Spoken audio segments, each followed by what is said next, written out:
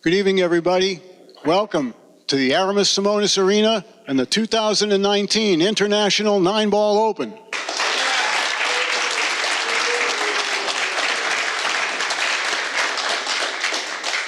Thank you very much. The Sheraton Norfolk Waterside Hotel once again is our host venue, and Diamond Billiard Products is once again the official table of the International 9-Ball Open.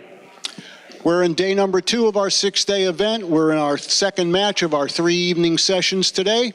So I don't want to make anybody wait any longer. I know you want some more pool, so let's introduce our competitors right now for this middle match of the evening session. We'll have one more for you following this. Our first player comes to us from Austria. No stranger to center court here or elsewhere around the world. This gentleman is the 2016 World 9-Ball Champion. He's sponsored by Predator. Please welcome Albin OUSCHAN. His opponent representing the USA, sponsored by Pool Dues out of Morgan City, Louisiana. Would you kindly welcome Josh Roberts? All right, gentlemen, thank you very much. Go ahead and lag for the first break, if you would. Our official timekeeper is Mr. John Baker, and I'm going to send it upstairs to the booth to Mark Wilson. And a special guest, it's Fingers, Mike Badstuebner. Hey, Fingers, take it away. Welcome back, pool fans and friends, as we bring you continuing coverage of Elite Class 9-Ball. My name is Mark Wilson, and alongside me, providing expert insights, it's Mike Badstuebner. Glad to have you along, Mike. Give us a couple insights on Josh Roberts' game. Well, I'm happy to be here, first of all. But I know Josh, he plays excellent in one pocket. So I expect him to play, he knows how to move the cue ball around pretty good. I kind of expect him to see things that maybe Albin might not see during the match. And I think it's going to give him a little bit of an edge. Albin's won the leg. We get a look at his first break. It's a dry break. Well, Josh comes to the table, pretty nice open layout. Yeah, 7-9 look like they're tied up a little bit. I don't think the 7 goes past the 9.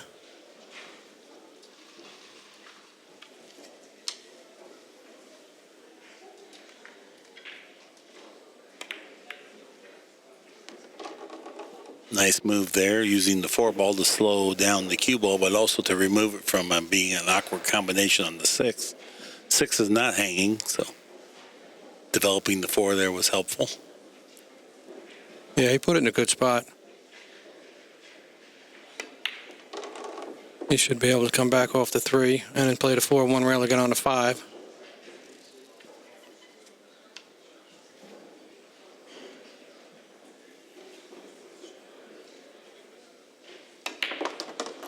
Like to have an angle to get at, maybe he could attack the 7-ball when he cuts the 5-ball into the corner. Yeah, I was looking at that too, because where the 6 is, all he has to do is just touch it. And he's got to not go behind it, though. He's got to watch out for that if he does decide to go after it. I kind of like playing at 2 rails. Yeah. Just like a high ball. Maybe a touch of left. Come 2 rails and clip the 7 or the 9, this way you can't get stuck. Boy, what a nice shot. Perfect. Great shot. Quite a statement here in the opening rack. If he can finish this rack off. Now requesting that Ken Schumann remove the Outsville racking template. Yeah, I really don't see any issues right here. A little bit of left-hand spin off the 6, 2 or 3 rails. He wants a little bit of an angle on the 7. He doesn't want to be dead straight, but the 8's right there by the side.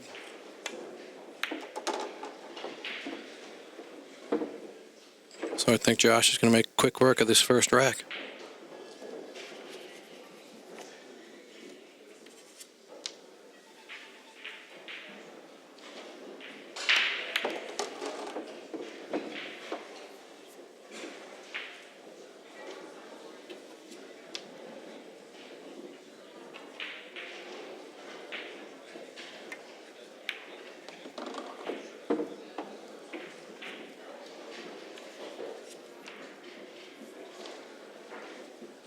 Very high quality run out here as Josh Roberts takes advantage of the dry break and takes the lead 1-0.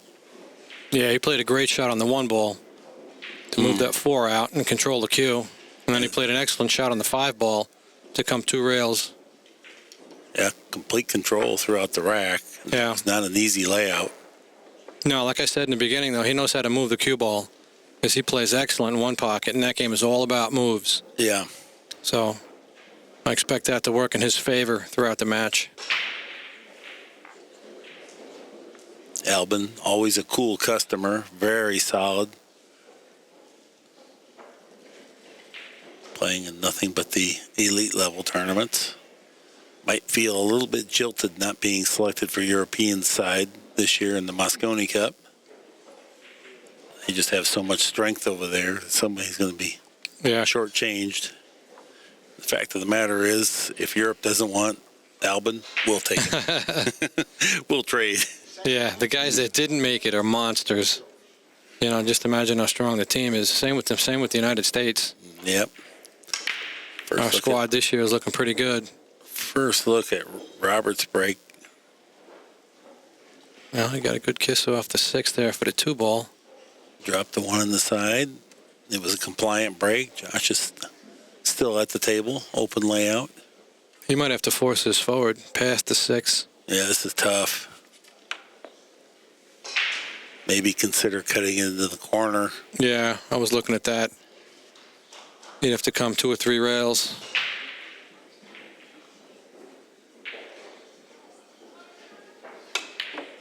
Oh, he could draw it. Well, that was the problem, and then his backswing got super fast on that. For those at home that want to improve their pool game, try not to generate speed on the way back. Yeah, that's a good point.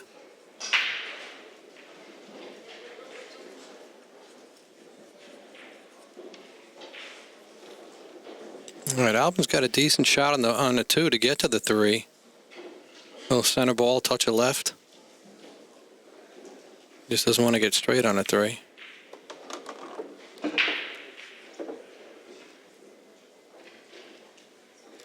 Now, Albin's strength is that he's going to play very tight patterns and not put himself in predicaments where he has to be a super shot maker. He has the capacity to make super shots and a super strong kicking game.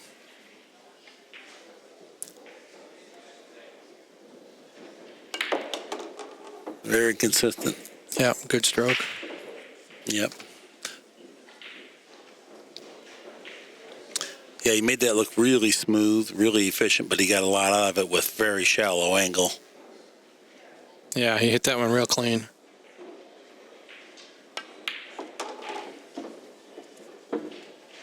Right back to the center of the table. The most valuable position zone on the table is the center. He's got a slight angle on the 5. He can come 1 rail, I think, past the 7.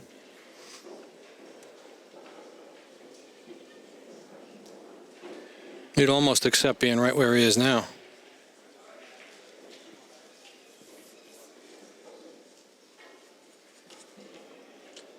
The one thing I like about Albin's game is that you never see him get frustrated.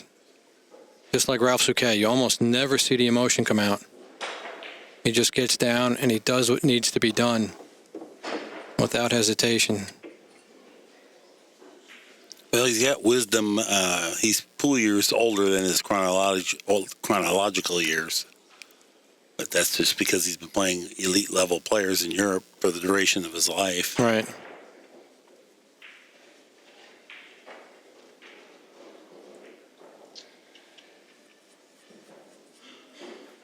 His father was a great pool player. His sister's a great pool player. Yeah. But I don't know about how his mom plays.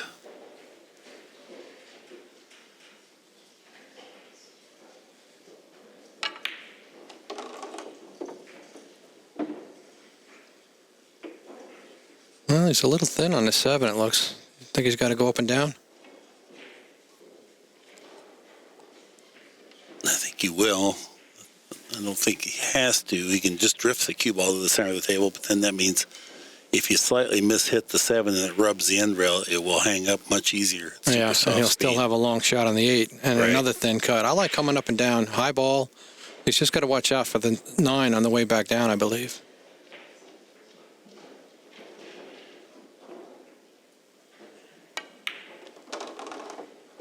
Oh, he knows he's in danger on the 9. Yep. He's going to be okay. Yeah, it worked out good.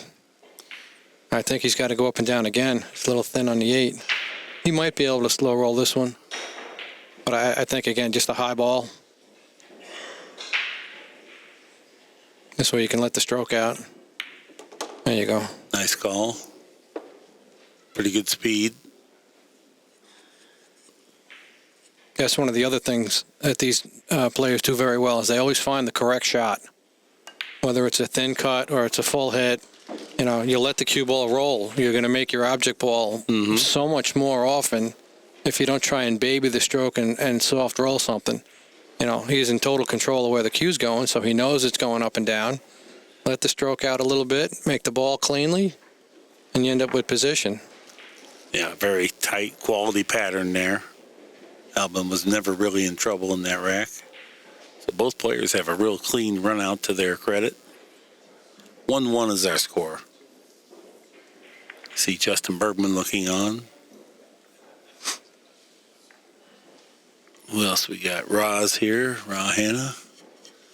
Pretty girl next to him, I should know.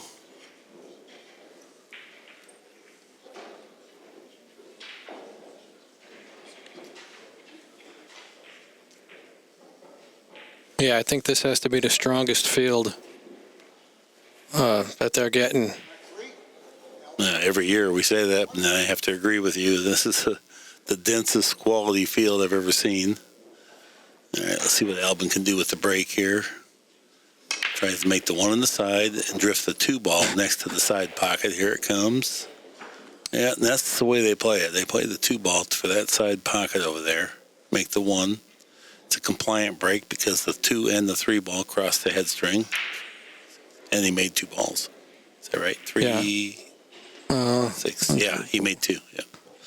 1 ball and the 5 balls missing. Yeah.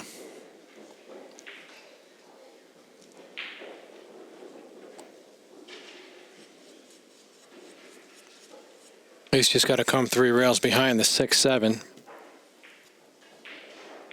I actually like coming up short on this shot and staying by that side pocket. A lot of traffic here to negotiate. Yeah, he decided to go Boy, beautiful. a little further. That's a good shot. Confidently struck. Yeah.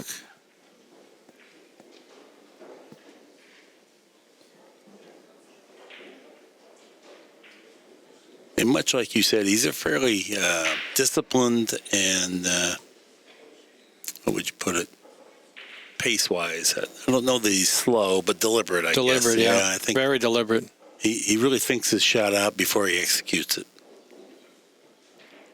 That enables consistency because he seldom finds himself out of line. Josh is a little bit more willing to play a little ram and jam. Right. Yeah, he's a little on the wrong side of the 4. He's going to have to draw it back. The one thing you'll love is Albin Ocean's cueing action. Very fluid. And it really shows up on the pressure shots.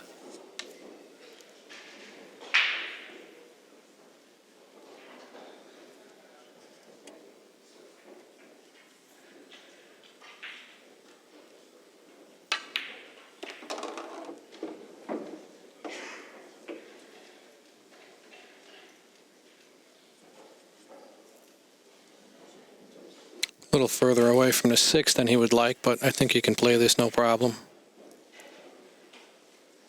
It also plays a bit easier because that's exactly where he went for. You know, rather than randomly got there. Yeah. Psychologically, it's more comfortable. Oh, yeah. That's a lot easier to deal with.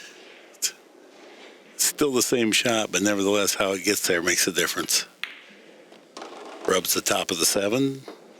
That was a good play. That was by design.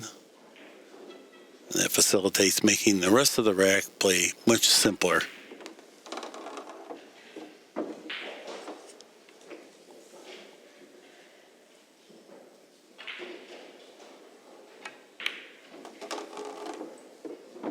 Well, there you have it. Albin Ocean's going to go up 2-1 on Josh Roberts. That's a high-quality break and run out. 2 high-quality patterns there. Both perfectly executed. Both players playing perfect so far.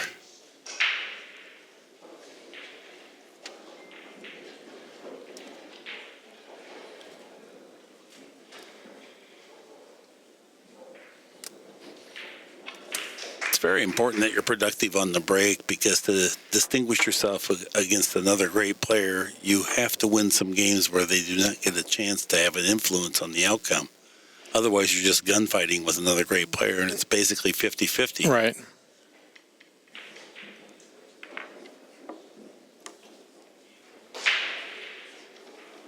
Well, these top-tier players, they all study the break. They practice the break. It's not just a random shot for a lot of players. You know, sometimes they just get up and hit them, and I'll deal with what's left. Mm-hmm. You know, these guys are strategically looking to hit that one ball in a certain spot with a certain spin, and they're trying to actually place the object balls. Like you said, they're playing that 2-ball, a couple of rails to that side pocket. They're trying to get the maybe one rail towards the corner or maybe in the side. Yeah, with the 9-ball in the spot, a lot of them are pretty effective at finding the side pocket with the 1. Yeah, there you have it. This time the 2-ball got kissed. Looks like he's going to check up with a shot. Yeah, this rack's going to be a little tough because the 9's covering the 5 pretty good. Well, that makes it more fun for us, because we get to see excellence here. I don't want just a Mickey Mouse layout. If we're going to provide broadcast excellence, we also want performance excellence by the players. Yeah. Let's see if they can teach us something in the booth up here.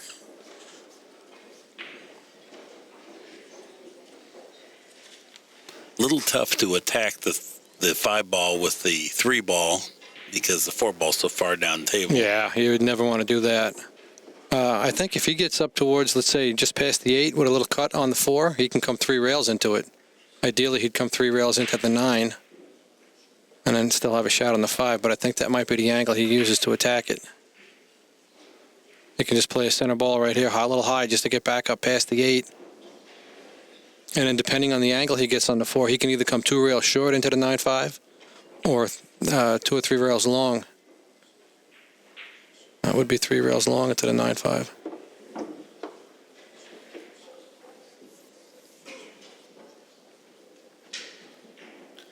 The short way plays better now because he's gotten just a little bit awkward to try to come around the 8.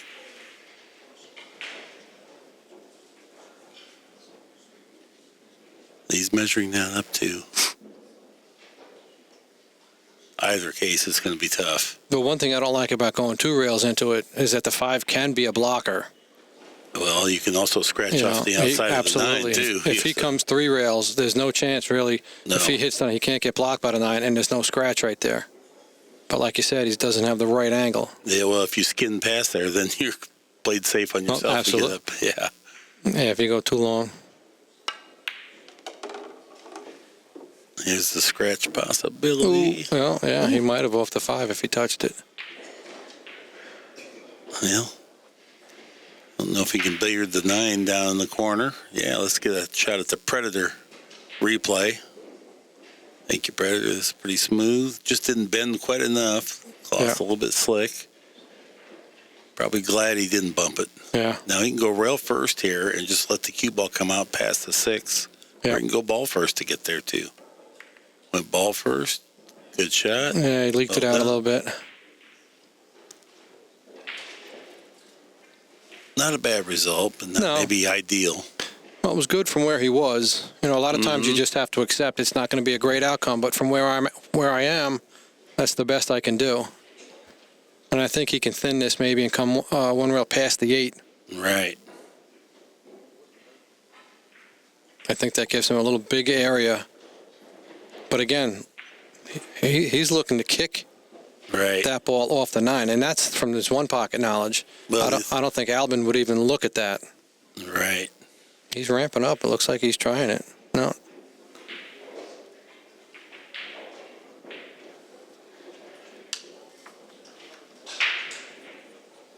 He left Albin the shot, which means he's going to pass control over to Albin now. It's a matter of Albin can do something that puts Josh in a predicament where he has to kick. Yeah, he's going to try and bank it between the 6 and 8 and leave the cue down table and get him with the 9 or the 6. I believe. I think that's the shot. Just maybe a little bit of high ball, touch of left. to kill it off the long rail. It's easy for that 5 to get into the 6 from here. Nope. Got it clear. Great shot. And we got him with the 9. Good hit. Tremendous speed.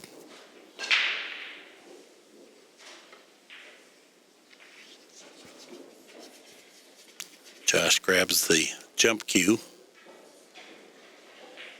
Yeah, I think it's a good play from here as the jump shot. You can come off either side of the 5 and get fortunate. If you can hit it full in the face, too. And right there on the 53-yard line. Yeah, Albin's going to have some work here because it's not easy to play safe, even though there's some obstructing balls out there. They're not easy to access. I think he's got to thin this off his right side of the ball and come 2 rails down towards the 6. Try and get him at the 6, 9, and 7. That's a big area back there. It is. He doesn't want to hit the 5 too thick, though. He'll push it towards that corner pocket. And I don't know how many times I've done that. You push something towards the pocket and hang it up, and you leave the guy a window.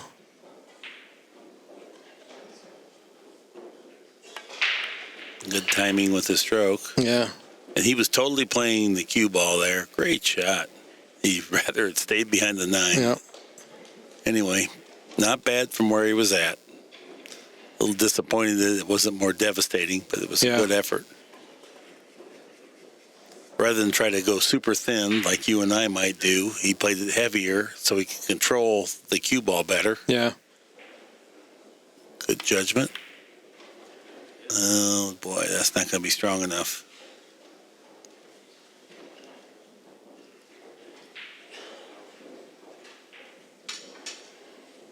Yeah, he left Albin a hard cut to the bottom left.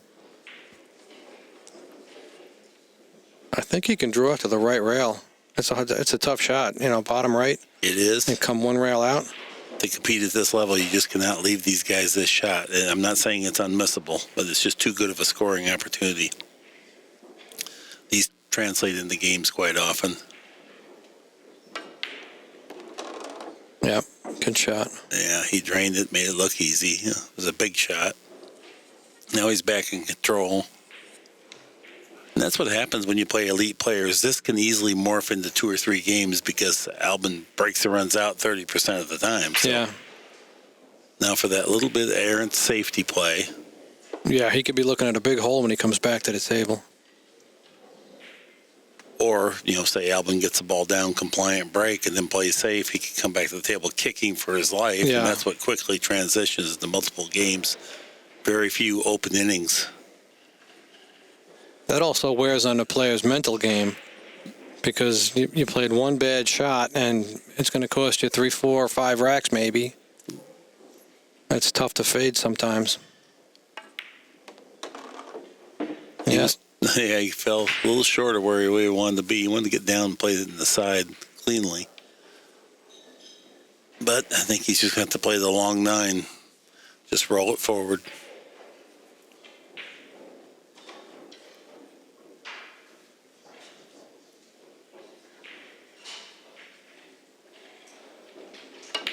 Powered up. Great shot. Very smoothly executed to get that much distance and travel. That's effective spin. Perfect speed. Didn't overhit it, but maximized what he had with that power. Score now 3 games to 2. 3 games to 1. Albin OUSCHAN in front. Yeah, he takes all the emotion out of it. It's just a mechanical motion for him when he executes his shots. He thinks about it for a second. He decides what English, what spin, what shot he's going to play, and then he just executes. He eliminates any kind of emotional input that a lot of players have. You get upset. It drains a lot out of you if you start worrying about what you did a minute ago. He just gets up there, and even if he plays a bad shot, it might affect him for half a second, and then it's forgotten about, and he focuses on what's coming up.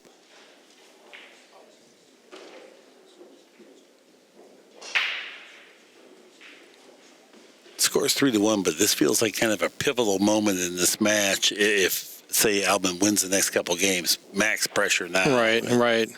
If Josh could win a game or two and kind of get untracked, because he made such a beautiful run out the first time, but he really hasn't much opportunity other than that safety last track. There's a 9. Oh, almost got kissed in. Yeah, he's a little snookered on a 2. He might try a jump shot. He could. Yeah. All he has to do is just clip it. He might even play a soft masse. Because the 3 is up here. If he can just clip the 2, he should have enough pace to come and get a shot on the 3, and that would really set Josh back in his seat a little bit. Nice call there, Mike. He might even have it. Yeah, he's going to play that masse. Yeah. Hit it firm and just let it go, and he'll get some spin. He should be able to be on that 3. Yeah. Oh boy, what a shot that was! Very productive shot.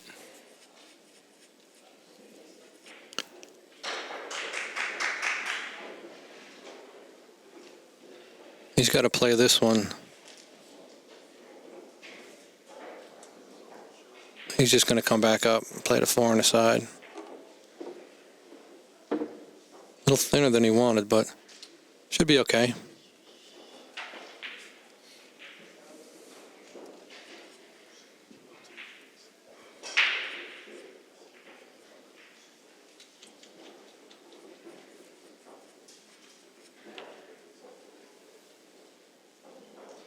I think he just rolls this one in. He doesn't need to go up and down.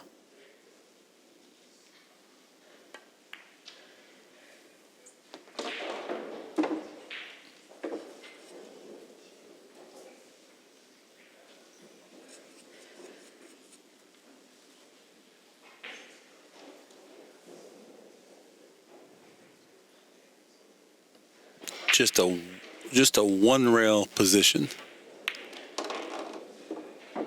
He checked it up. A little thinner on the 6 now.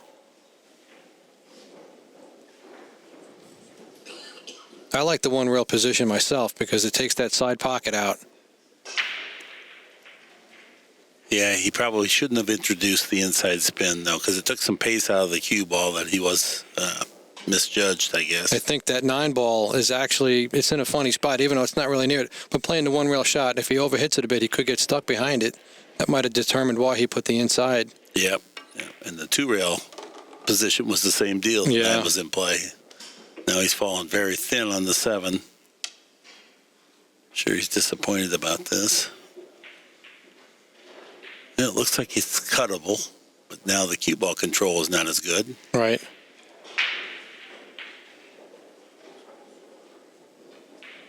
Well, he's going to have to cut and come 2 rails and almost hit the 9. I don't like soft spinning this with right, to come past the side pocket. Right. I don't like that. Yeah, he doesn't tend to like to float the ball on these thin cut shots. Just a touch above, I would think. Looks like he's cueing low. Unless he wants to stay below and take a longer shot on the 8. Look how smooth. Yeah, he could spin it. Good hit. Oh, what a shot that was. That was half of an 8 iron right there. Yeah. People that don't understand, they think the ball just naturally wants to go there, which it doesn't. Yeah. Yeah, he got through that rack really good. Yep, another break and run out for Albin OUSCHAN. Pushes out 4-1, and that's just what I was saying. This is right at that, this is a critical juncture early in the match. You think the big juncture happens when it's 8-8 or 8-7 or something like that, but no, here early. Yeah, 1 or 2 more games, and Josh could be almost out of it, based on how Albin plays. Well, you haven't seen Albin make one single mistake. No. He almost made a mistake. That's how you know when you're playing good. Yeah, right. When you almost succeed, that's when you're playing okay. But when you're playing really good, when you almost miss. Yeah, he almost missed 1 or 2 shots, but he didn't. Shooting 1,000, pocketed 35 balls. That's world-class pool. He come up short on 1 or 2 shots, but his execution is flawless, what we've been talking about. Well, plus pool is so hard. I mean, it's hard to even be critical. You and I both know. Yeah. All right. Breaking game 6 here. 1 ball tattooed the side pocket. He's got balls around. 2 balls coming up to the side pocket Oh, as hit the- desired. And that's probably about as optimum of result as he could possibly have. I think he can play it. I think he can play it in the side without worrying about the corner.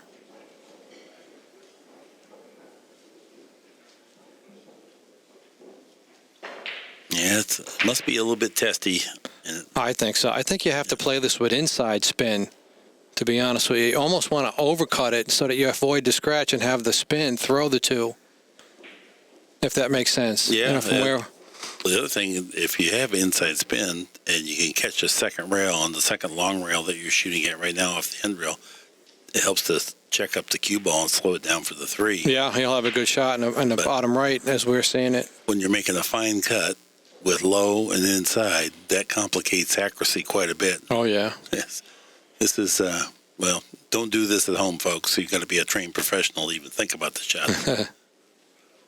Yeah, this ramps up the difficulty level just a little bit. He might go low outside and try to just draw it and either have the cue ball come right at the 3 or around the 3. Now he's inside. He's going to play your shot.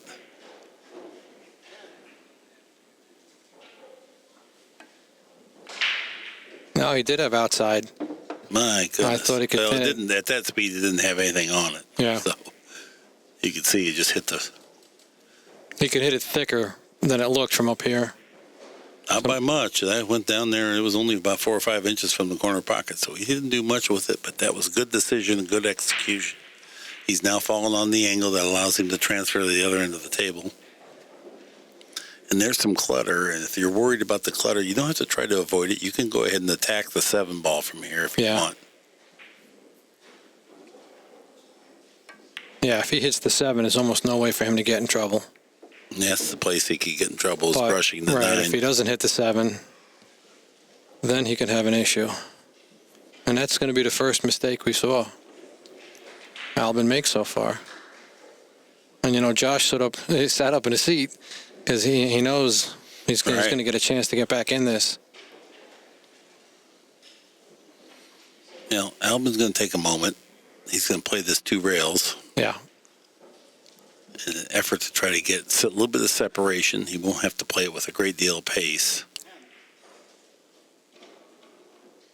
This is one of those shots where you either make it or you sell out. And he thinned it, and he's going to be fortunate a little bit. Josh does have a 1-rail kick at it. And again, from his 1-pocket expertise, I don't think it'll be an issue. The only issue is really going to be getting 2 rails off the 4 and back on the 5. Yeah, the 9 ball and the 7 ball will be big on this. That might cause a problem. They got right around them. There you go. Perfect shot. Little overspeed, but from there, I'll take it. Yeah, it's not even much overspeed either. It was pretty good because he probably needed that pace to hold the line on the kick to begin with. Now he's just got to deal with the 7 because obviously it doesn't go past the 9, and he's straighter in than he wanted here.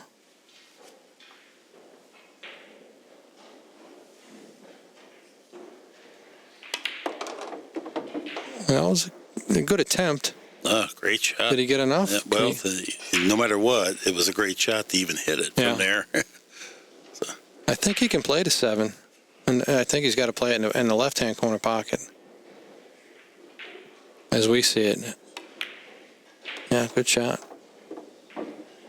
Josh is really executing well.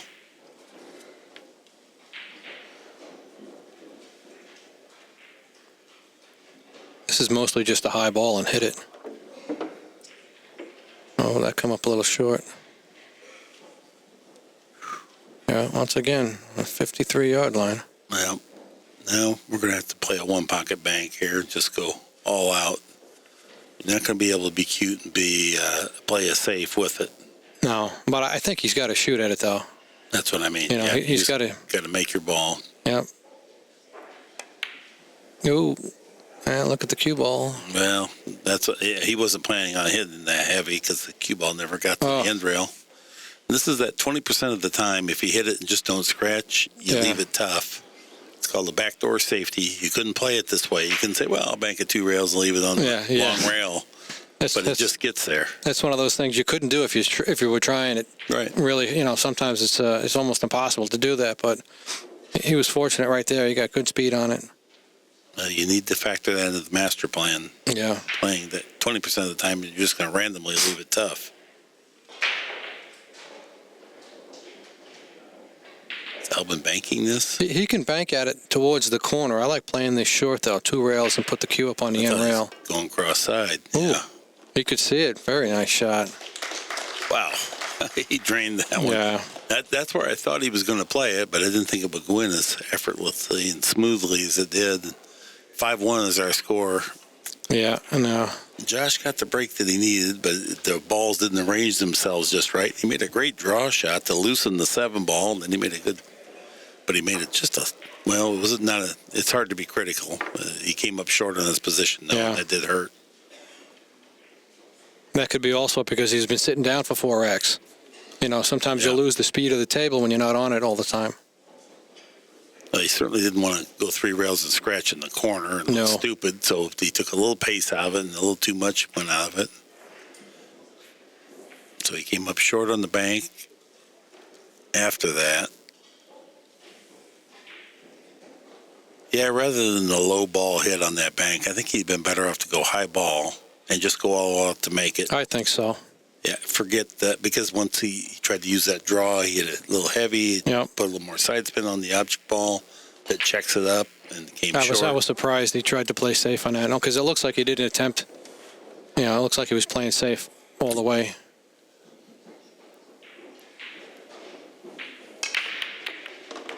There's the ball found the pocket, but guess what? Ooh, luckily the 8 went in, because it was not a compliant break until the 8 dropped.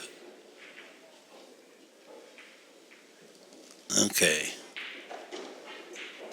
Well, do you have the nerve to shoot? Now, for me, I like to lay the cue ball over there and play safe. Right. No, that's a great shot. Well, this kid's a shooter, and he's got some pretty good momentum going. Because Josh figures to kick and hit whatever you leave, because you're not really going to be able to lock him down. And this might be as good an opportunity to score another game as you're going to get this rack. I think if he can put the cue ball on the side rail, he's going to get him blocked with the 3 to 5. It's going to be a real tough kick. If he plays it, he might go all out and try and play it. Like he did. Yeah, he's playing offense. This is the bonus. He hit it heavy. Had he hit it into the pocket, the cue ball had the right speed to get over there on the 3. But when he hit it heavy, he took some pace out of the cue ball. Josh going to bank again. Nope, he's playing safe.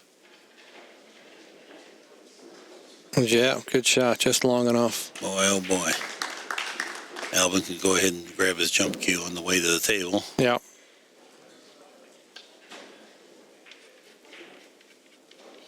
This is not an easy shot by any means, but all he pretty much has to do, if he can hit it straight and just make the 2, settle for that. The 3 goes by the 5.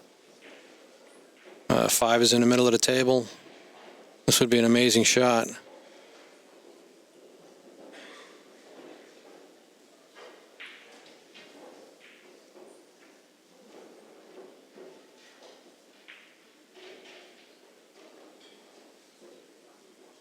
Watch the timing on the stroke. Slow back. Wow. Man, withdraw. Yeah. Pull it back 6 inches. I mean, really good shot. Wow. That's world-class pool right there. So Josh is just not getting the breaks right now. Even when he plays a good safety, right, he's still feeling deflated. Right. It's funny how things can so quickly compound against you. Oh, yeah. Really, if you were to say anything, he's maybe made 1.5 mistakes, but boy, Albin Ocean has exploited that into a 4-game lead and shooting. That was a nice stroke. Yeah, he hit that one. Much out of it. Hit that one really clean. Yeah, Albin recognized he fell a little short of where he really wanted to be. He's going to have to travel the cue ball a bit more, perhaps. I think he can just roll this in. I mean, he can draw it up to the end rail, But the 6 is right next to the 5. If he just gets even dead straight, play a stop shot, Right. 6 is in the side. Ideally, he'd like to be a little off the rail after he plays the 5. He's going to stun it to the end rail. Bring it back down towards the 5. That's a good shot.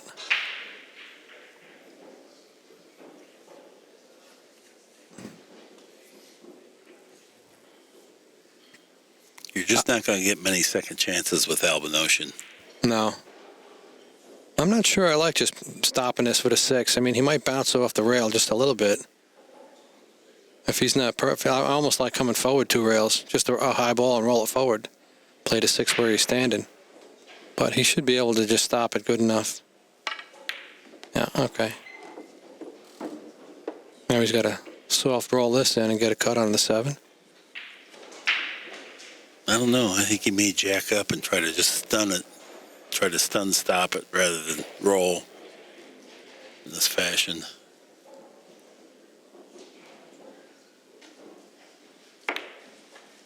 Shot.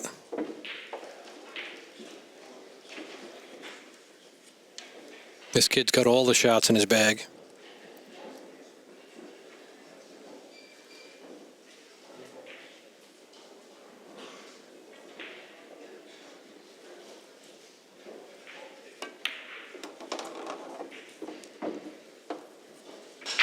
Two years ago, he won the world championship, and boy, he went through an elite killer field just like this. And ever since then, his game was great before that, and more confidence. 6-1 is our score.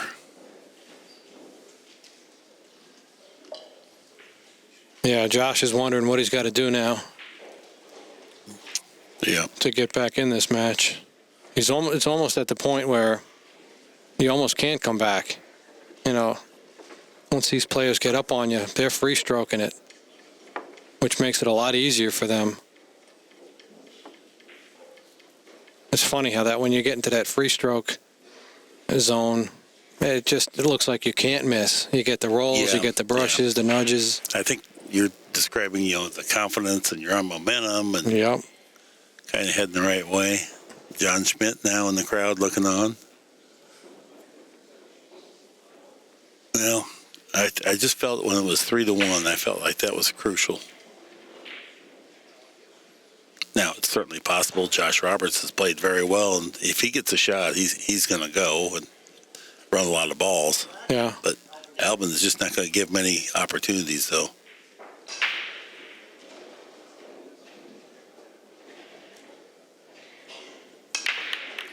One ball just ranged right into the side. It's a compliant break. He has a shot on the 2. Does the 2 go by the 5? It does.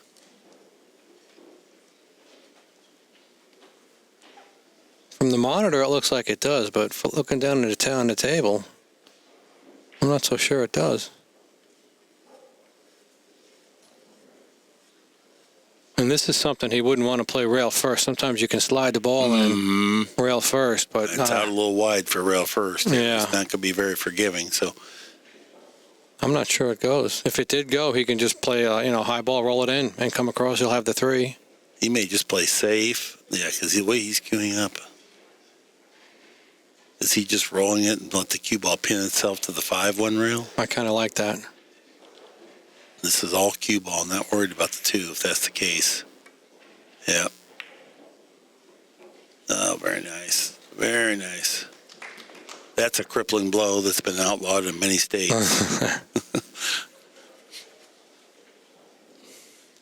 Yeah, this is going to be Josh's start the majority of the time he comes to the table. So you might as well learn to perfect this and enjoy it if you're going to play world-class pool players. You're not going to get the nice ball in hand to start your inning. I kind of like kicking 2 rails. It's hard for him to reach, though. Instead of cutting across the top of the 5-1 rail, it would spin.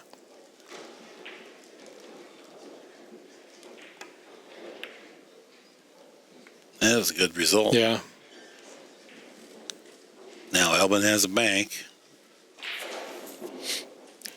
And it's got... I think he's going to shoot it. Yeah, I mean, it's got some good positive yield if you make it. Yeah. It's not like you're wondering if you can get out. He can for sure get out if he makes the bank. If he cannot find a lockdown safety, I think he'd rather gamble shooting the bank. I think so, yeah. Take a stab at it. I think he plays it in such a way where he's going to get the cue ball above the 3 and try and play for either one of the side pockets.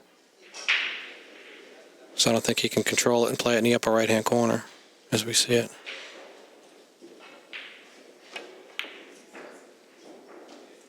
Very good pace. Yeah, good shot. And once again, Josh is going to come to the table looking at the rails. It's hard to get started when that's what you're looking at, it's kick shots. Yeah, these top players, they just strangle you. They just never let you see anything. Boy, what a good return there. Yeah. Josh Roberts. Albin's going to get the jump cue out again.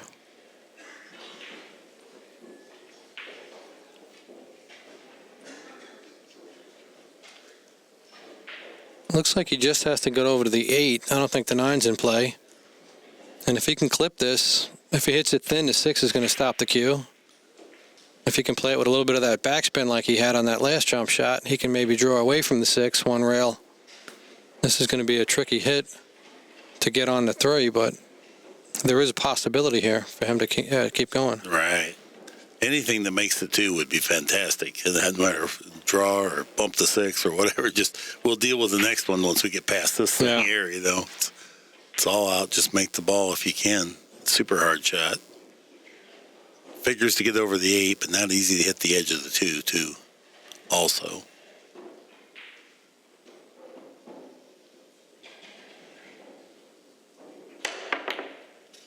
Yeah, he caught it just a bit full.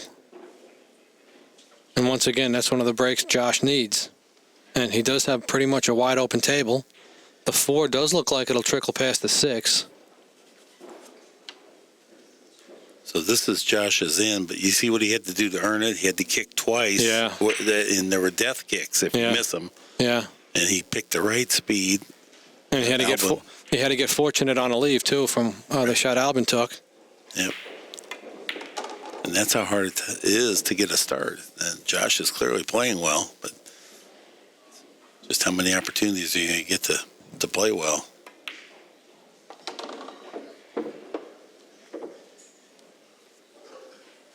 Now, I think he does have to brush the long rail going in. But from here, he should be able to just by the 6. But one thing, he does not lack confidence or heart. No. You can definitely see that. He's pretty fearless at attacking the table. He just needs to stay focused for 3 more shots and get back on the board. And yeah, it really doesn't matter what Albin did because it's all about what Josh does from here on in. Yep.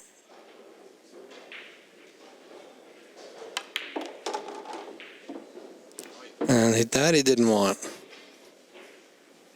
I mean, he's still okay, but you never want to shoot this straight up the rail. He can draw back. He's got to draw back 6 inches and take the cut. And then just one rail. He's just got to watch out for that side pocket, which I don't think he'll reach, but it's there.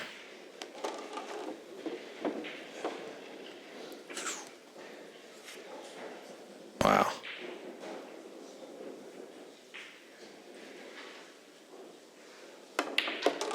Good out. Good out. Real good out under the circumstances too. It's max pressure there. That's be a big deal. If you let that game escape, I mean, now psychologically it's very damaging. Yeah. 6-2 is our score.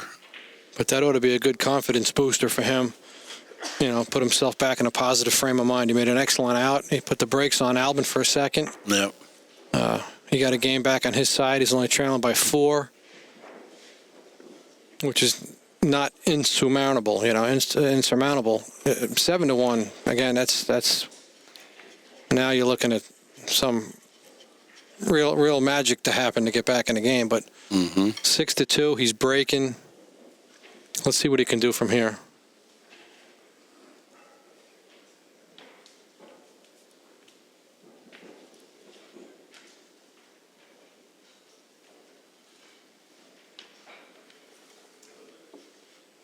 He just needs to put down a good break right here.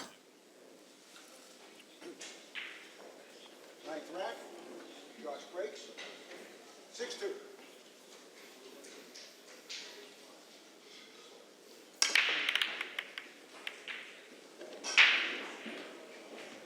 Nothing on the break and 2 balls past the head string. Right. So it's a non-compliant break. And he hit him pretty hard, too. Dry break. Looks like the one, what is that, the 5? Yeah. Looks like the 1-5 is dead. He can just roll it in, I think, and come 2 rails for the cue for the 1 in the same pocket. I think that's what he's going to play.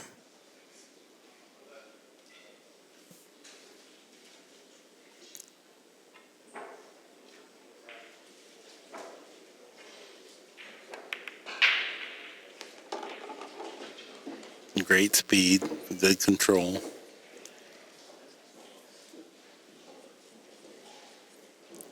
He's going to take a look at this. The 2-9 combination's playable if you get on it, but you hate to be way off angle when you try to play it. Yeah, I don't think he's going to try that.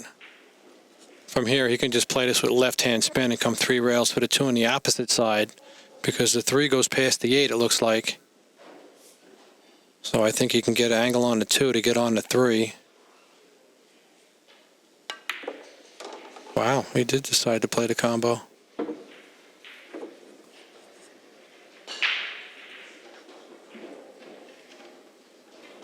That 9's sitting pretty big right there in front of that pocket, so I don't see a problem here for Albin. 7-2 is our score. Once again, Josh is thinking, geez, what do I got to do? Oh, no. You know, he laid out a good break, solid break, but it was non-compliant. Yeah. And he left I'm not going to say an easy out for Albin, but Right. He got it in 3 or 4 shots. So once he yeah. made that combination, that was the... You know, the balls didn't have to line up that way. Yep. And Josh is thinking, man, what did I do on the way here? Yeah, that's just 9-ball. It is funny how it sometimes kind of conspires against you, and then other times it'll kind of pull for you. But when the balls travel your way, you don't really recognize it as much as when you get bad rolls. They really sting, and you Right. remember that. Right. When you win, you think, well, that was all me. Yeah, I was playing good. Yeah. I killed it out there. Exactly right.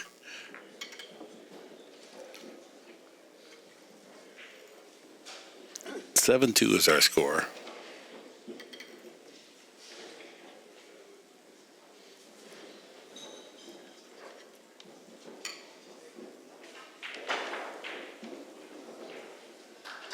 Albin won that game from Josh's break, but then Albin broke and ran twice.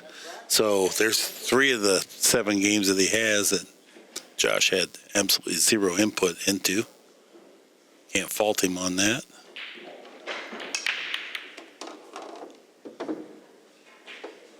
Well, he got a compliant break. He made a ball. A 1 and a 9 are in a funny predicament down here.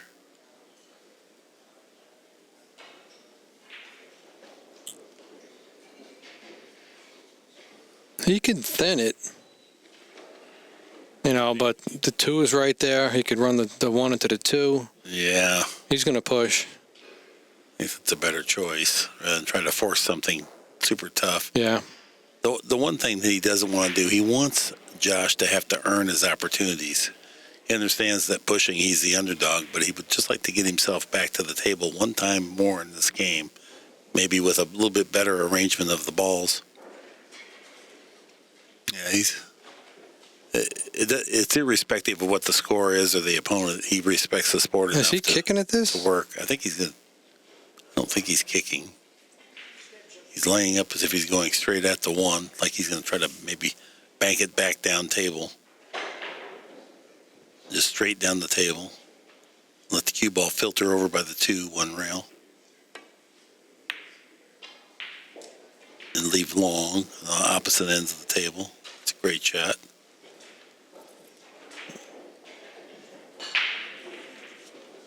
Well, I think if Josh, he has to fire at it. He's got to play it. It goes in both pockets, I think. think it goes by the 3, and it goes in the other pocket. I think he has to make something happen. It's a tough safety from here. So I think he's thinking, I got to take a stab at it. Looks like he's cutting it back past the 6. Nope, playing safe. Oh, good job. Yeah, he left him a full ball, I think. I don't think it banks past the 4. I mean, it might. If it does, I bet you he fires at it. I don't think it banks past the 4 with that velocity to get the cue ball out down there because it's going to stiffen up quite a bit, so you'd have to cut it more. He's going to try and bank it into the 4 softly and come 1 or 2 rails down behind the 5. That sounds like an Albin Ocean play.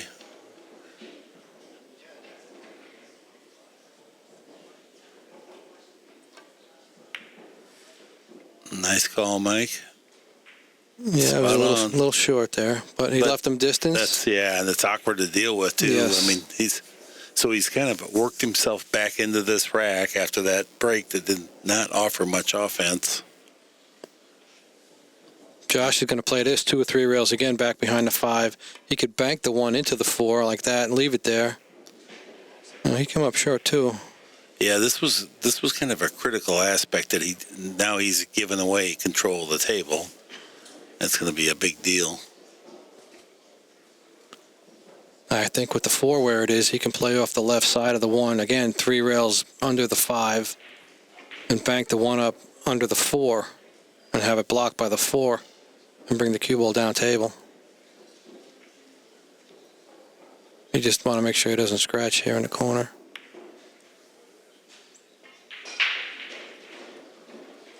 Oh, boy. That's devastating. Yeah, he can't mass say it past the 5. The 6 is in the way. Even if he hits it, it's just to hit. It's just to get through the inning and hope that he doesn't sell out. He cannot be trying to do something with the 1 ball here. No. It's just too tough. Just hitting it will be a good shot. He's got to play this between the 8 and 9. He's got to play it with right-hand spin to almost hit the first time and on the short rail. And then ideally, if he can get behind the 1, 3 rails behind the 1, force the 1 out, the cue might stick behind the 4. Great shot. Yeah, it was good to hit it. And he's got him with the 3. So excellent. He had to hit it and then rely on the 20% backdoor safety, a random distribution thing, and it totally went his way. But I think Albin justified. I think Albin's going to jump. Mm-hmm. He's looking at like a Massey shot.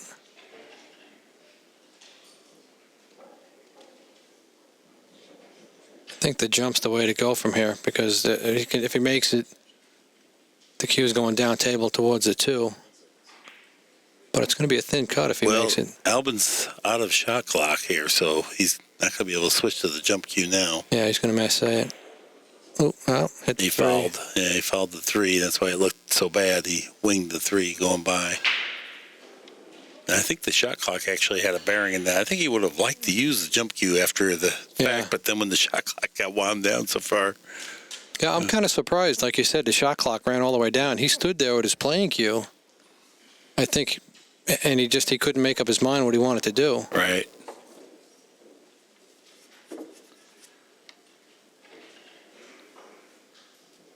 Well, for whatever reason, Josh got a good opportunity, and he absolutely has to cash this in. Yeah, this is a must.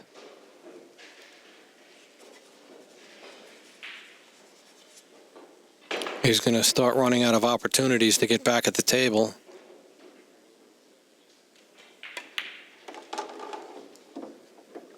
He unhit that one a little bit. He is struggling a little bit with the speed control.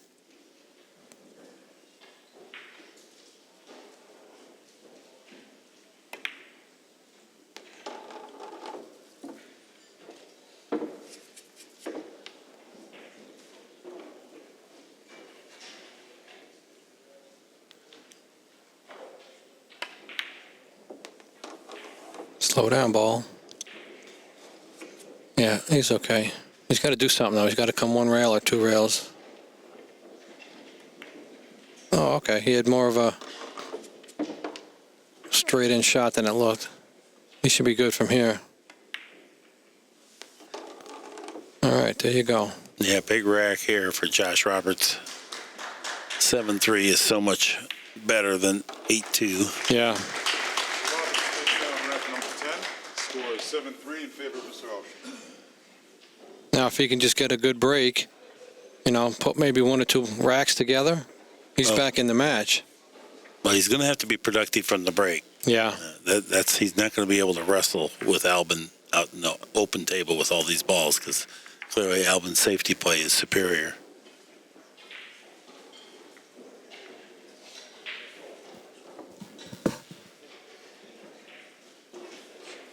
Yeah, he's got to be productive, like you said.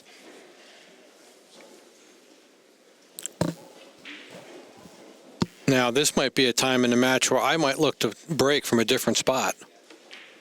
Yeah, Because especially, He hasn't been too productive, or if he's going to play from the same spot, look to hit a different spot on the 1, play a little different English, maybe a little fuller with a little less spin.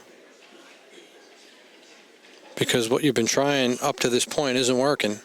You know, Yeah, dry break. don't go down with something that's not working, you know. Try and make something happen.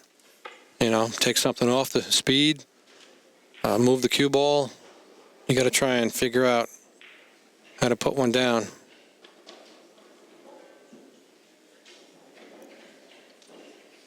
Now, can he play the 9 here? No, I don't think so.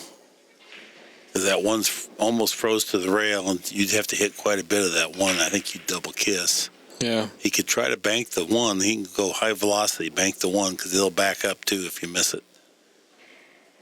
But now you're betting the game. He didn't want to give unforced errors. It was just, yeah. Well, he's going to be fortunate with the leave here.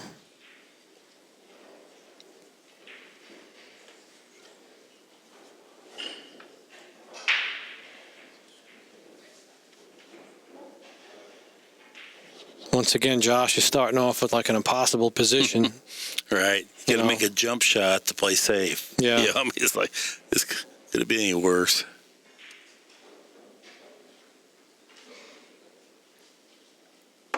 Oh, he decided to mess that a little bit. Okay. Yeah, I think he's going to be welded on that 2 ball after this shot.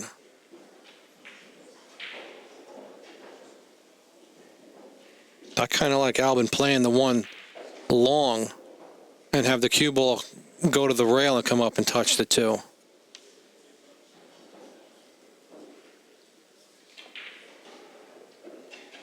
That's kind of what I like from here.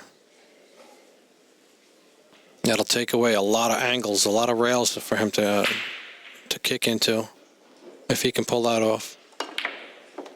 Or, you know, just bank it, fire it in, and get perfect on the 2. No, that was a beautiful shot. Wow.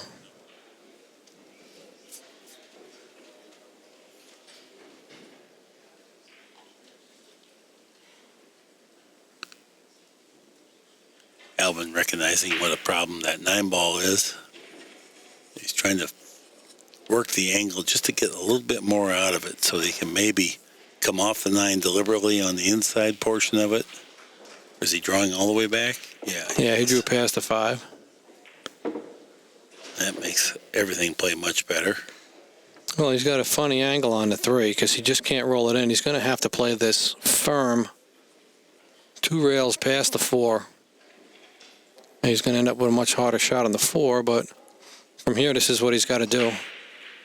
He's very composed, and his poise at the table is such that he's very willing to play for a little bit tougher 4 ball. Right. And then psychologically it frees him because he goes right to where he anticipated, and his success rate is just unbelievably good. He's going to be just above that side pocket. And he was able to use a little pace. That's just above that side My pocket. goodness.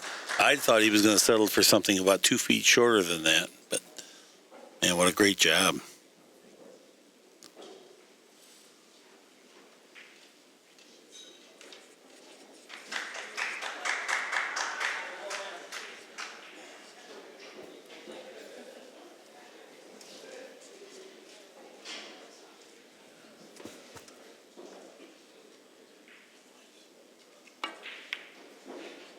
Good shot. Kind of decelerated into that. Now he's going to have to deal with the 7. He was trying to hold the pace out of there, and he took a little bit more pace out of it than I think he anticipated. I don't know. Maybe he can stun by the 7 here on the overhead. I guess he feels comfortable that he can. I think he can.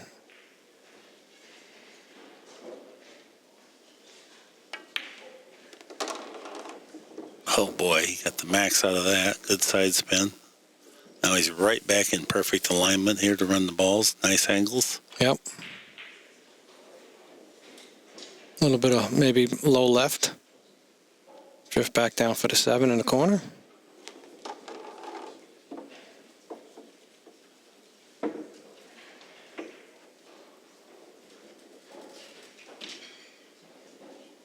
I like drawing this back about a foot. Give himself some angle on the 8 and play this 1 rail up and down. He can stop it where it is and play a draw shot 3 rails out of the corner. The 9's almost in the center of the table, so it's... I think that's what he's going to do. Play the 3 rails. Yeah, that's I think also. This might even go 4 rails, and he'll just be perfect on the 9.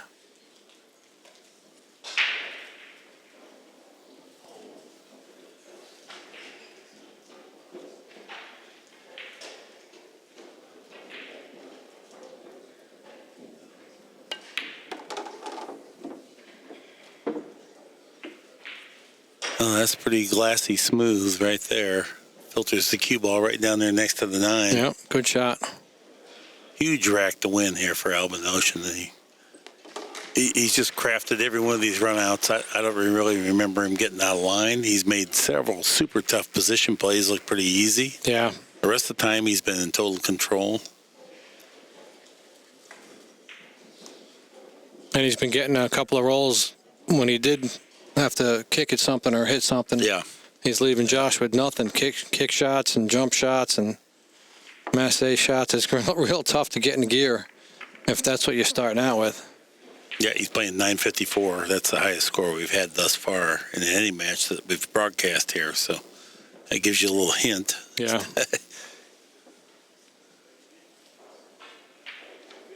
And even Josh was playing 850 something, I believe, which is very respectable. Especially under the pressure of a 950 coming at you. Not getting many opportunities to do good or bad. Yeah. Rack number 12. Ocean leads 8-3.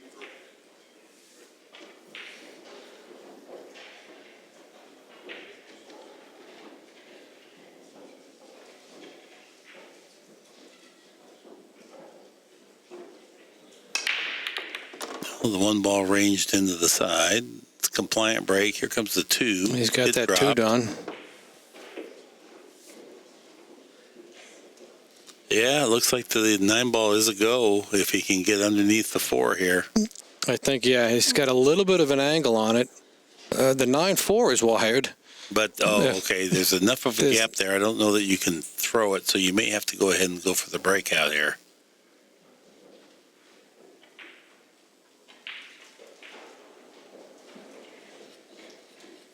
There might be enough of a gap where if he comes 1 rail into the 4, right near the 4, he might be able to cut it up in the corner if he can get on it. He might be trying to break it out now. I'm not sure if he can get enough draw on this.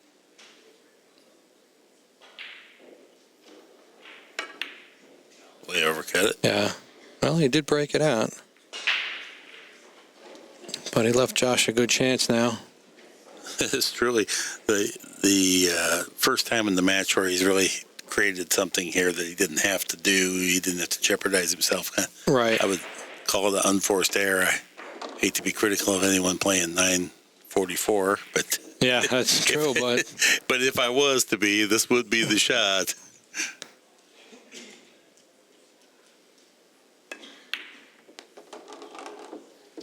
And this is something Josh has to come with, and that he did not want to do. No.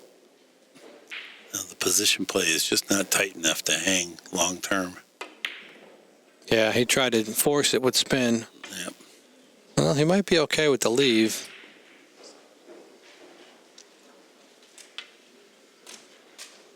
I think Albin can only see the top of it. Maybe. He might have to come one rail into it. I think he'll go 2 if he goes at it, because that gets separation. You can kick the 5 in 2 rails. So it's, I don't know if we can get the overhead real quick here. But if we do, we can't. So nevertheless, if he goes 2 rails, so it's side rail, end rail, he has that angle. There's the overhead. So if he comes in here like this, and Right. then we can get separation down table, and this ball comes over this way. A lot of times, Yeah, that could work. Again, that would be a one pocket shot. I don't think Josh would hesitate twice about playing that. But I'm not sure if Albin knows that shot. I'm sure he probably knows how to kick it that way, but he's going soft here. Oh, he gets hit enough of the edge. Okay.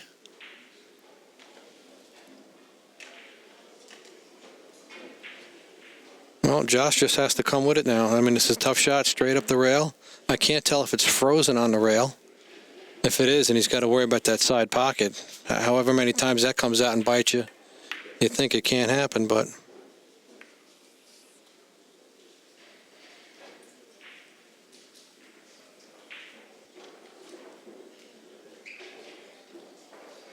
all right, so Josh was a little fortunate with the leave.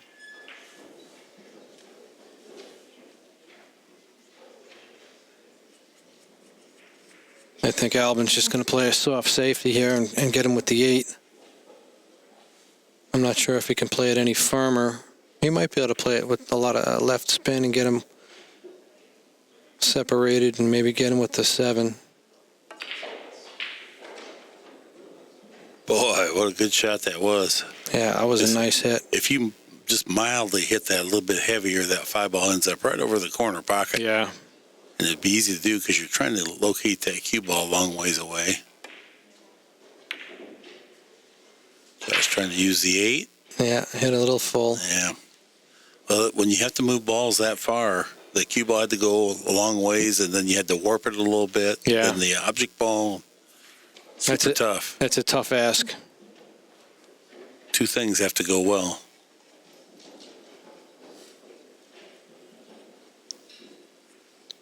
No, he does have a cut on it.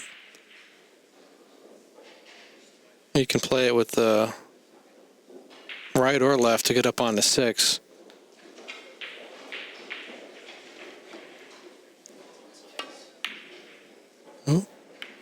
He tried to power it.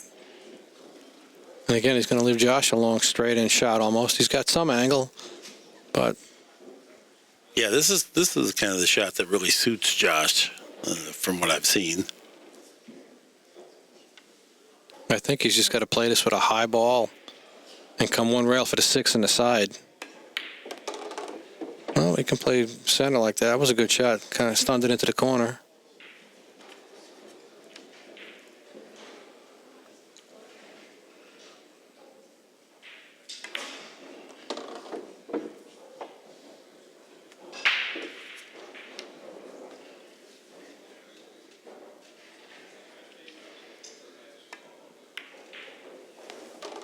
Yeah, he's looking pretty good here.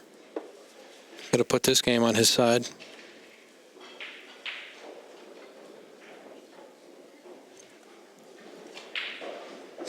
Gonna grab his extension here.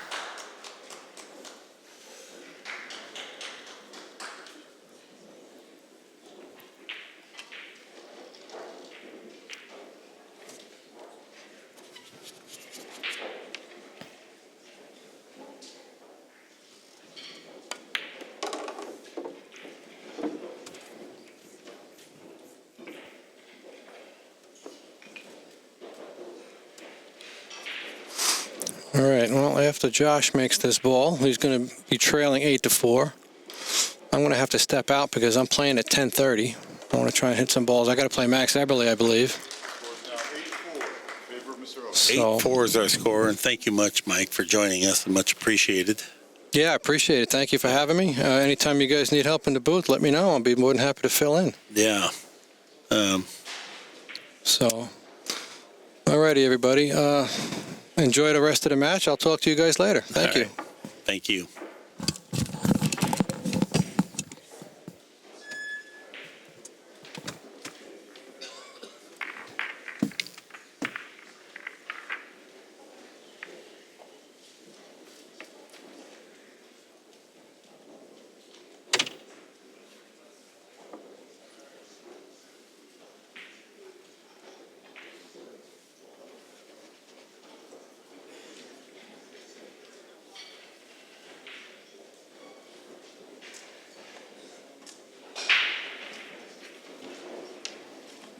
Rack number 13.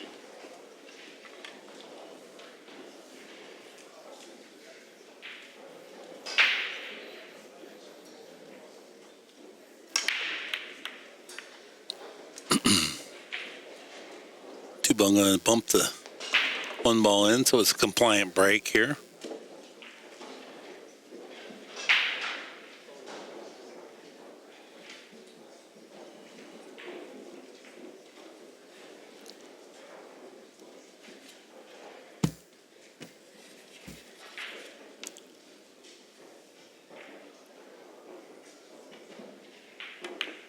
Playing the cross-side bank.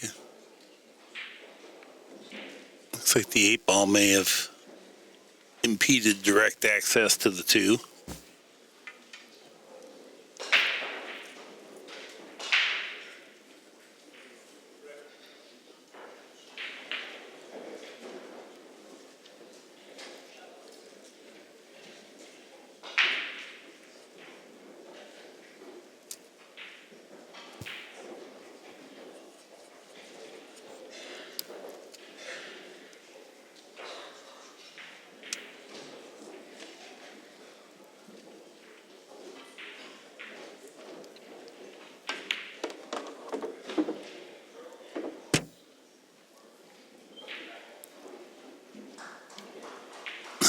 I apologize. I was distracted there, but clearly Albin made a good shot, so must have been wide open. And just cruises the cue ball forward, play the 4 past the 7 into the corner.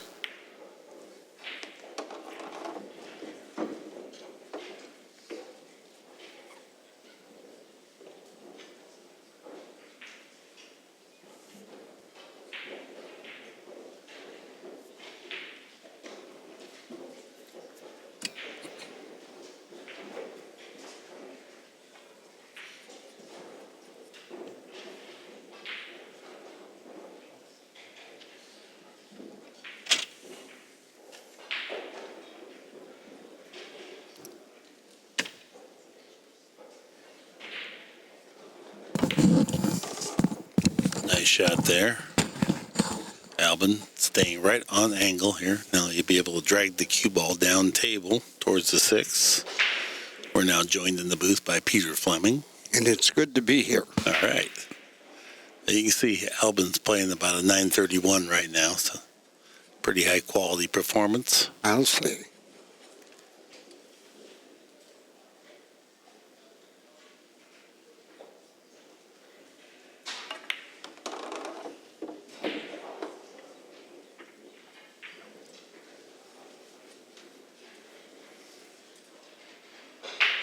Interesting.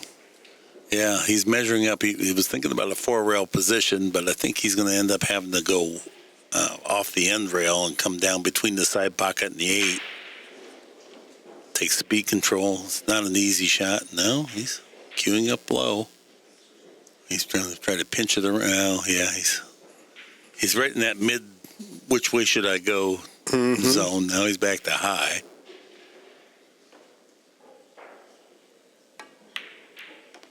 Oh, man, look at that execution. Very nice.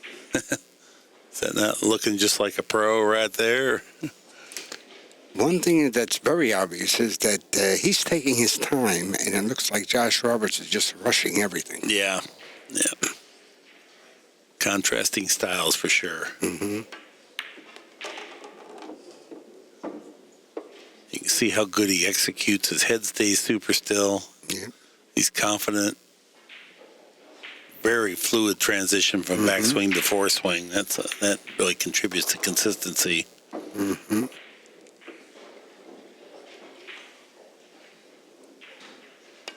All right, 9-4. Nicely done. Yeah. Score is 9-4 in favor of Mr. Ocean.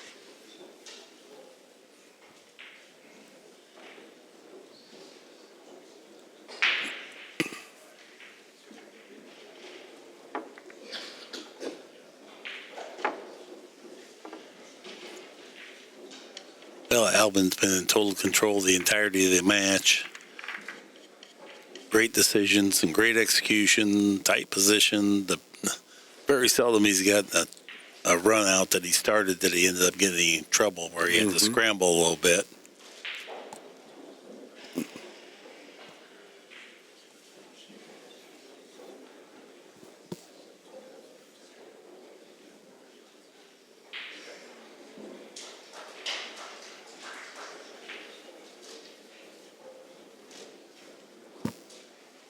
Rack 14.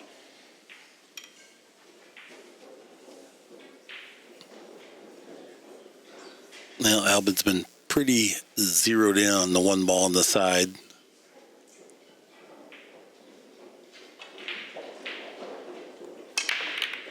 Yeah, he did it again. And it'll be a compliant break. Here comes a 2 down there.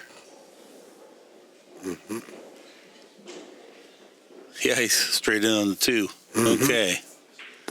Well, this is everything that Josh did not need to see off the break. Yep. It's a pretty open layout. Ocean has negotiated these pretty effortlessly.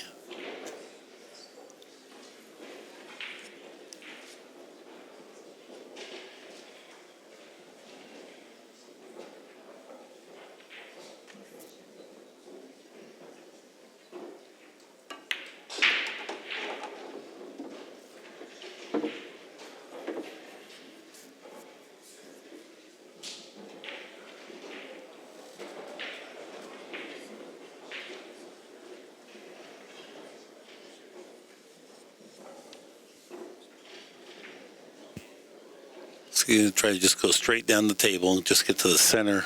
I don't think he's going to try to follow here. I think he's going to try to stun it down there using the tangent line. Good shot.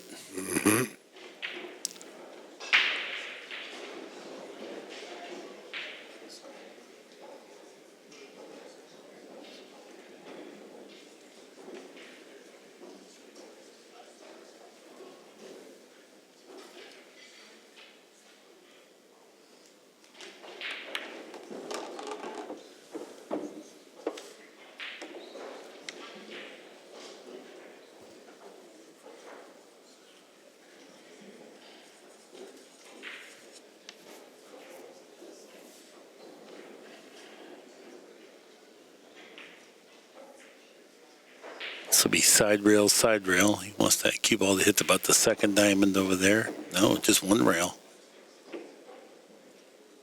All right. This is one of those in-between shots also. It's not easy to play in position. If you try to use draw with any left whatsoever, the side pocket looms large. If you try to go without any side spin, now it's easy to overrun the 7 ball. He's looking at what happens if I go inside spin.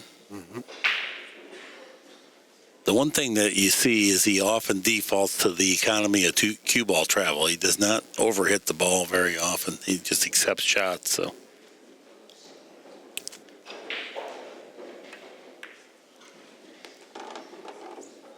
Good decision, good execution there. Yes. Filters it right down there, Pete. When things are going well, they're going well. Well, this is just a high-class performance. Oh, yeah. Other people have had the same arrangement of balls, but they have not cashed them in quite this dramatically. 940.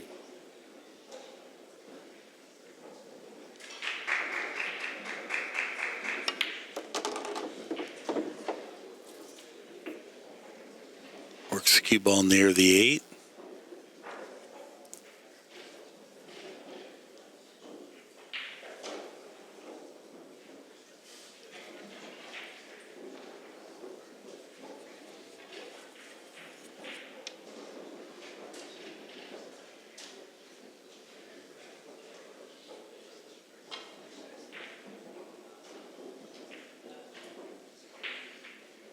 So he's going 3 rails around topspin.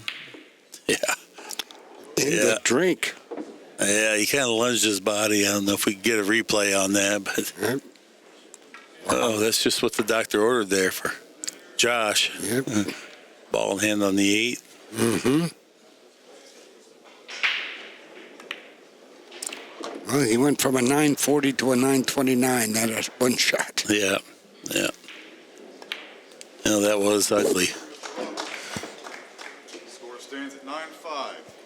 Auschan's lead.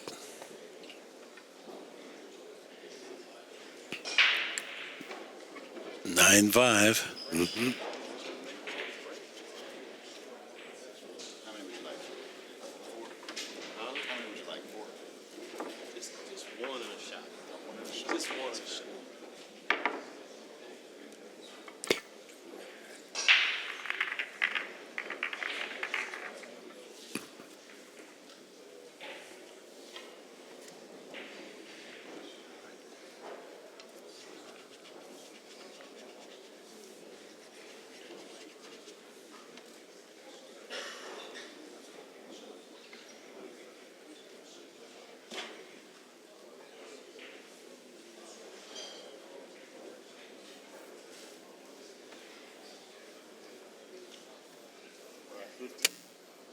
Okay, Josh needs to be productive from the break here. On the wing ball and the 1 ball, he did get some production. Here comes the 2 ball filtering towards the side pocket. Mm-hmm. Nope. This is open layout here where he can possibly turn this into a game.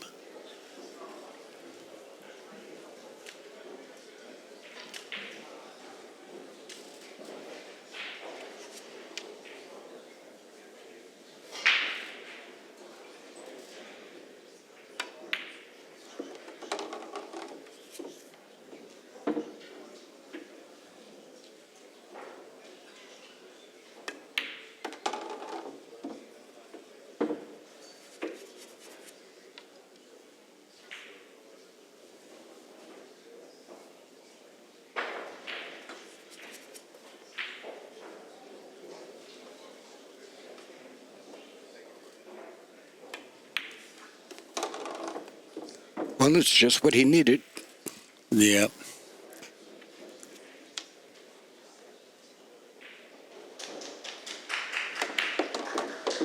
Plays with a little bit of a slip stroke. I don't know if you noticed that, but right at that last instant, he drags that hand backwards.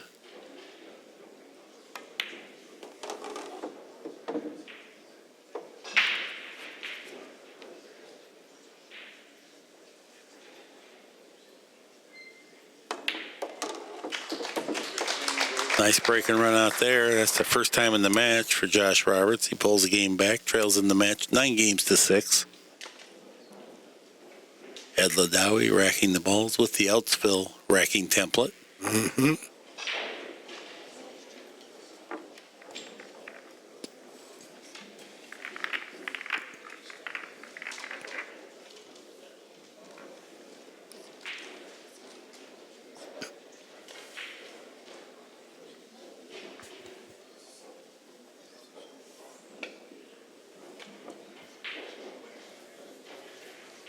We have table number 2 ready to go.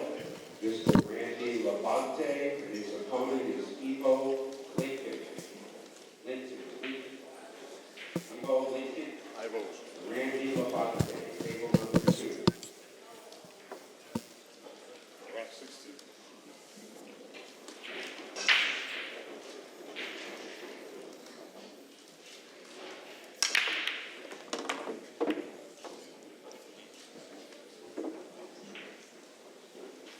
Is good. Once again, an effective break here for Josh Roberts.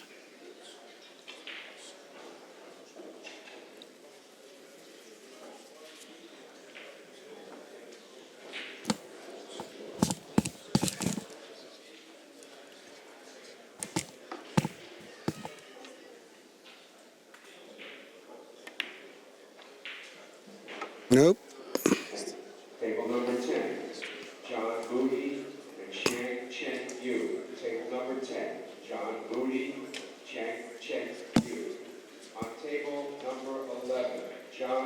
Schmidt, and Tyler Steyer. Table number 11, John Schmidt, Tyler Steyer.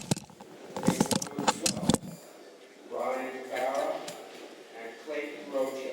That's table number 12, Brian Farah and Clayton Rocha. And on table number 15, Albin is now analyzing what would be the best and Mike way to make the most of a ugly circumstance here. Everly and Mike Badstuebner. Players will start immediately. Automatic extension applied. It's like a little half masse, probably be softer speed.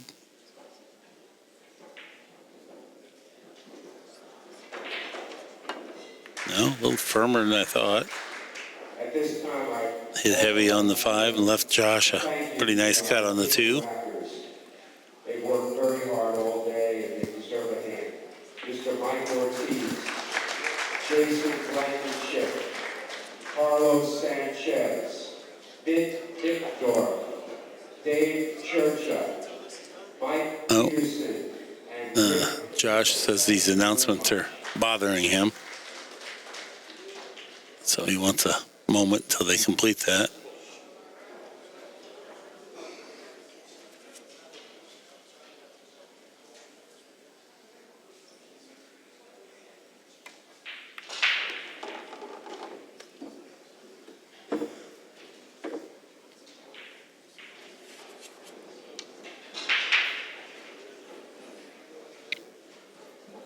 Long way to travel with the 3 here. To get on the 4. Good job.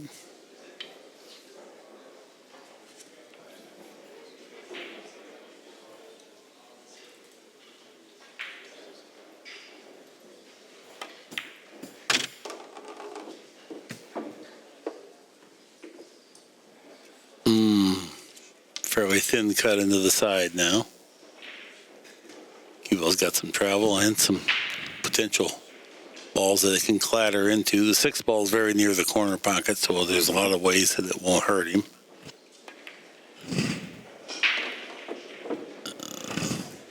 Okay. He may have just escaped. Yep. Little bump and run position play there.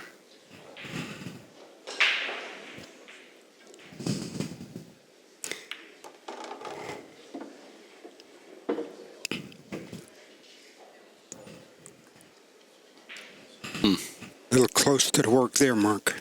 Well, it didn't land on angle either, so now he's going to have to do something special. Looks like he wants to cut at this. He also knows that cue ball is going to be hot.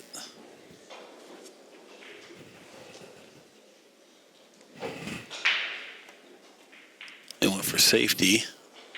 He didn't get safety.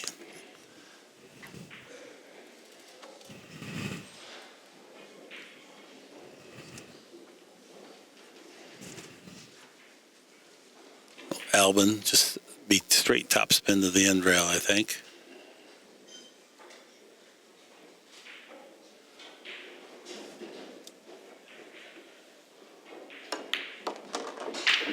He was stunning it to the end rail. Worked the cue ball very close to the 8. Mm-hmm. Just like to get the cue ball back approximately where it's at right now. That's what I was going to say. It looks like a good spot to be.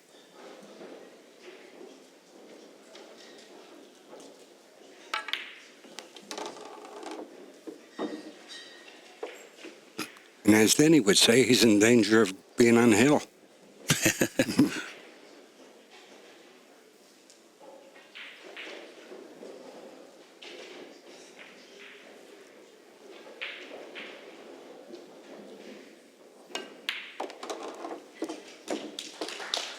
Well, there it is, Mark. Clean goes to Mr. Ocean. Albin Ocean now has 10.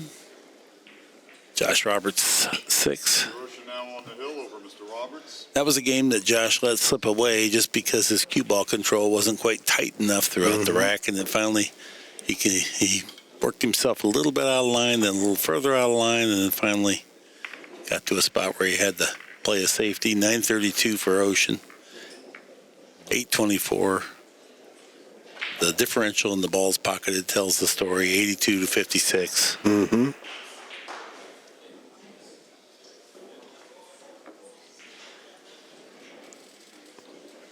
And Josh Roberts has made twice as many errors as Albin Ocean. 12 to 6. This will be the final break of the match here for Albin.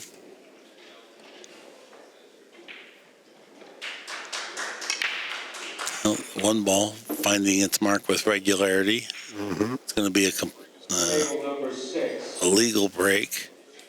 And a shot on the 2. Yeah, nice shot on the 2. Opponent is Rodney Marr. The balls are pretty open here, so he gets on the 3 here. He's got a great chance to capture this game and set. Mm-hmm.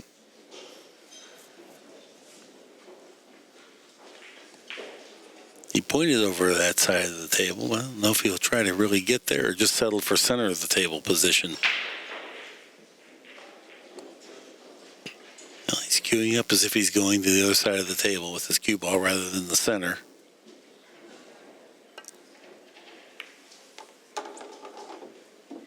Perfect. Got there. That's right where he was pointing at.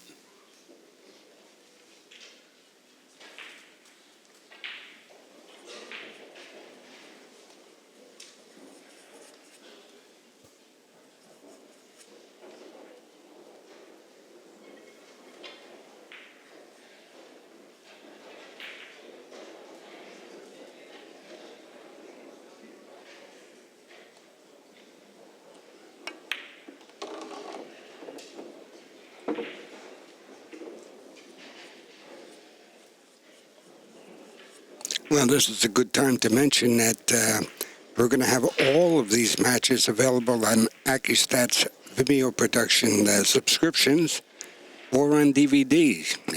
For those interested, call Pat Fleming at 1-800-828-0397.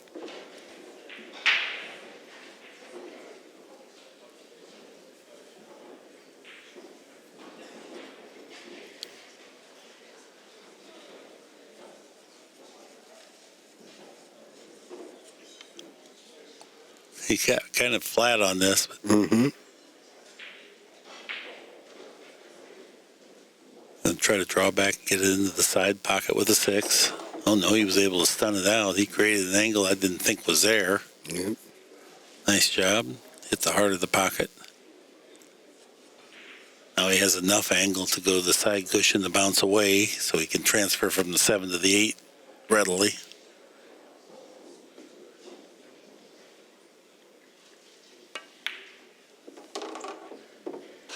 Such a nice, smooth transition from backswing to foreswing, and then the stroke just flows through the cue ball. Yep. Really aids his control.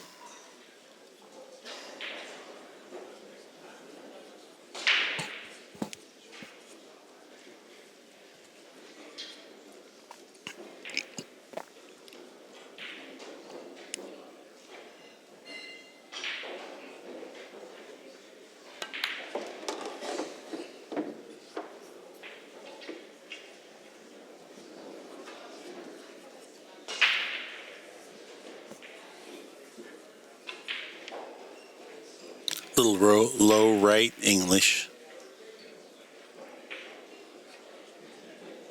Is he going forward? Looks like he's got left English. No.